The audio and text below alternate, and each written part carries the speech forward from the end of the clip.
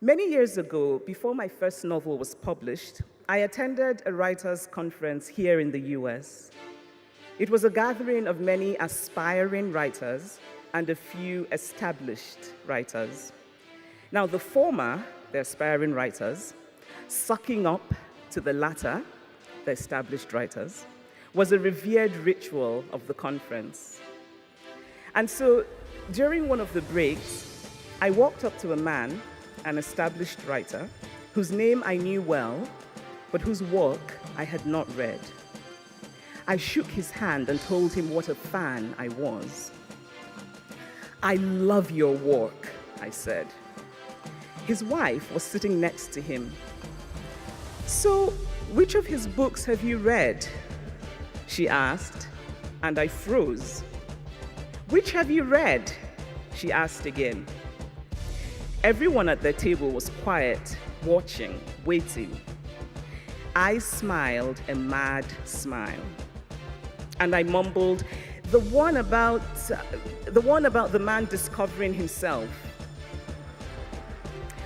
which of course was complete bullshit. But I thought it might be convincing, since that kind of describes half of all the novels written by men. And then I fled. But before I fled, I heard the writer say to his wife, "Honey, you shouldn't have done that." But the truth is that I shouldn't have done that. To read a novel is to give honor to art. Why lie about giving honor to something to which you have not? I was, of course, absolutely mortified that day, but I have come to respect what that writer's wife had: a fantastic bullshit detector. And now that I have the good fortune of being an established writer, one who does not like to miss an opportunity to wallow in praise, by the way, I can sense when a person is saying empty words, and it feels much worse than if they had said nothing at all. So have a good bullshit detector. If you don't have it now, work on it. But having that detector means that you must also use it on yourself. And sometimes the hardest truths are those we have to tell ourselves.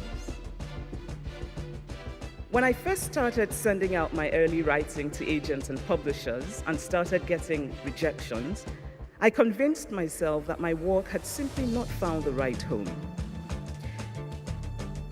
Which might have been true, but there was another truth that took me much longer to consider: that the manuscript was not very good. And in fact, the first novel I wrote, or what I thought was a novel, eventually needed to be put away in a drawer. And I'm so grateful that it was never published. It is hard to tell ourselves the truth about our failures, our fragilities, our uncertainties. It is hard to tell ourselves that maybe we haven't done the best that we can.